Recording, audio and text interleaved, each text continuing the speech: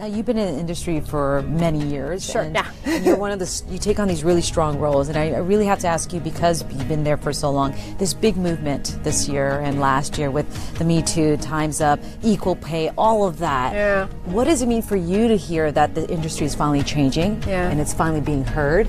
And does that make you reflect on your own experiences? Yeah, I think this is a really excellent time for everyone, for women, for minorities, for everyone. Because what it's asking of us, it's asking us to do a better job. It's also setting an example to the rest of the world. Yeah. So we are, in effect, creating change all over the world in other markets. You know, we're talking about academia, we're talking about Wall Street, we're talking about everything. We're saying this is the standard of behavior. We're taking sex off of the bargaining table. Now, a lot of your fans from Castle, I mean, you put your name on social media and I was, bam, it's, you know, it's you from Castle. Right. Do you miss anything about that show? I mean, this is much darker, as you mentioned. Do you miss any aspect of that show, running for 8 seasons, right? Yeah. I worked for 8 seasons with a crew of people and a production of people that became more than just coworkers. I got to witness, you know, births. I mean, I wasn't in the room or anything like that, but I was in the vicinity. Yeah, that's a whole different show.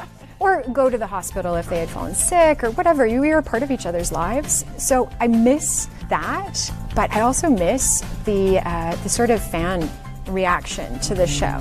We had an amazing group of fans, an amazing audience. They were diehards, and so I think that was a real privilege to be able to sort of entertain that group of people. I never saw his face.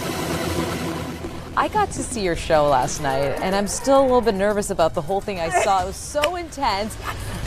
It's beautiful and it's scary, and there's something that's really intriguing about it. You take on this character of Emily Byrne, who's kept in captivity for 6 years. How would you describe Emily and what we're going to learn about her? Wow. So, you know, it's a Nordic-styled thriller, so it's grounded in reality-ish.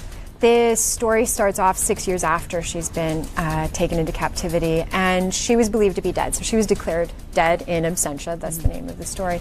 And everything in the entire world, in her world, has gone on. So her husband is remarried, and the baby that they had together is now grown up calling someone else mom. I'm so sorry, baby.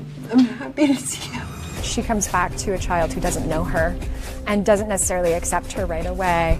But I think that, you know, genetics plays into it as we move on, and you see how much these two have in common and how much of a force of inspiration he was for her to survive through 6 years of torture, which we discover later on. Yeah. Those torture scenes, you do your own stunts, I understand. Yes. So, those, I don't want to ruin for anybody, but the box, is that you in the box? Yeah. No. Yeah. Are you claustrophobic? Does any of that... You gotta tell me, how did you shoot that? Like, I can't even imagine. Yeah. I'm assuming there were retakes on that as well. Oh yeah. They made it as safe as they could. Yeah.